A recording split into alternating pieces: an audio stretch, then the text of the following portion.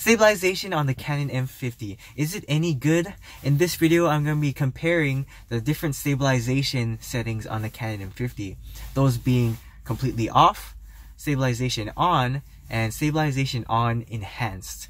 I also have some different scenarios for you guys. It'll all make sense when you guys watch the video, so I hope you guys enjoy the clips.